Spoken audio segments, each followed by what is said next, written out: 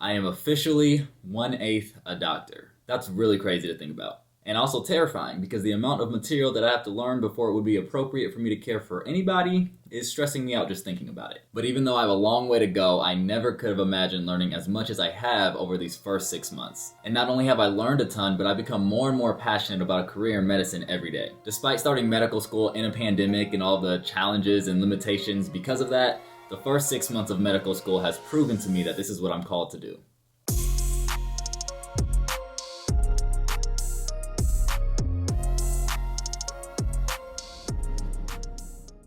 What's up YouTube? If you're new here, my name is J.R. Smith. I'm a first-year medical student at the Mayo Clinic, and I make videos where I share tips, strategies, and resources for pre-meds and medical students, as well as the occasional vlog. So if any of that interests you, go ahead and tap that subscribe button. So during these first 6 months of medical school, I've had some of the most exciting, stressful, trying, and inspiring moments I've ever had. Every single one of those emotions peaking at some point. Now, I started medical school on July 13th, 2020, and like most incoming medical students, I was just excited to be here. I had gotten into my dream school and spent the application season just in awe of the amazing opportunities that I would have beginning my training in the #1 ranked hospital in the country. From shadowing world-renowned physicians to spending all-nighters in the anatomy lab with my classmates. Well, I don't know if you can actually stay there overnight, but you guys know what I'm saying. And you probably also know what came next. Coronavirus!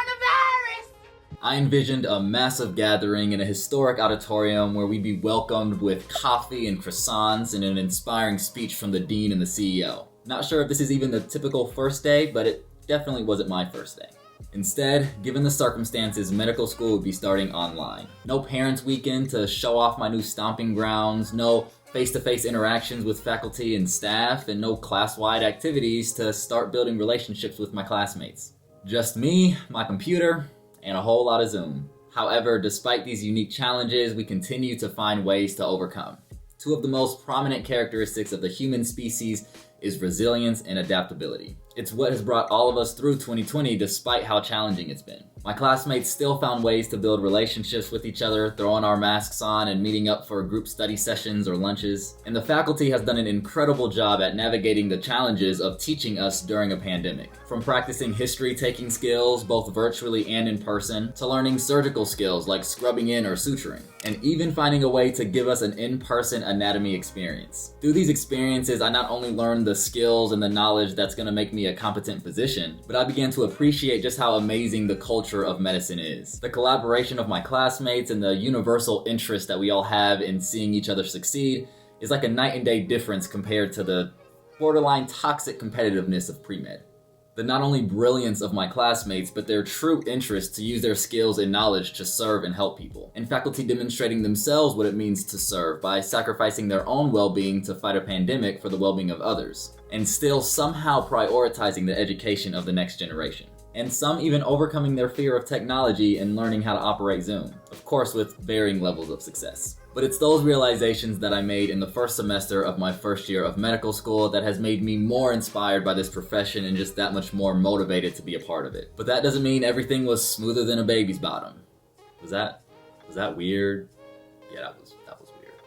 But there were definitely some challenges that I had to overcome and would have had to overcome regardless of pandemic or not. It is often said that medical school doesn't just teach you material, but it teaches you the process of learning. And this is tough because it looks different for everyone. Because of the material that we have to learn and retain in such a short period of time, some of the things that worked for first-year medical students in the past are just no longer effective. And for people like me who may have struggled in a lot of your pre-med classes and took time off, you may not even have a starting point to build your study strategies off of. This made the start of medical school that much more challenging, especially as just dozens of resources are thrown at you. From the professor's lecture slides and textbooks to outside resources like Boards and Beyond, Pixarize, and Med School Companion. I knew I would have to figure out what resources and study strategies were best for me, and I knew my first block as a medical student would give me the opportunity to do that.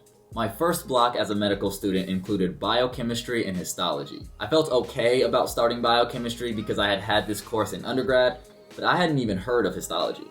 Historically, these classes would alternate days, going from 8 a.m. to noon, but COVID changed the curriculum up a little bit, so we ended up taking both classes on the same day for the first 3 weeks of medical school. One from 8 to noon, and the other from 1 to 5. And I knew that in order to learn and keep up with the material, I would have to both review the material of the current day as well as preview the material for the next day. But given the all-day class schedule and the lack of a developed study plan, the first block was tough to say the least. And this is also where I first experienced the dreaded imposter syndrome. I had felt like I was just struggling to keep my head above water, and given the fact that I still believed it was just a miracle that I was at this school to begin with, I believed I was the only one. And also being in a virtual environment, it made it more difficult to kind of gauge where my classmates were. But then a few of my classmates broke the silence, indicating just how challenging things had been. You'd be surprised at the wave of peace that came over me just knowing that I wasn't the only one. Now, of course, there were still people in my class who just breezed through these courses. Some students had just taken these courses, whether in undergrad or a master's program, and others were just brilliant at biochemistry and histology. And I learned that this will be the case my entire career. Medicine is a specialized industry, and we want people to excel in specific areas, and nobody can excel in everything. And this experience allowed me to marvel at my classmates' areas of expertise while finding encouragement in the fact that I wasn't the only one struggling to keep up. And when I got to this place, I was actually able to learn better, not clouded by this imposter syndrome, and I actually began to figure out what worked best for me.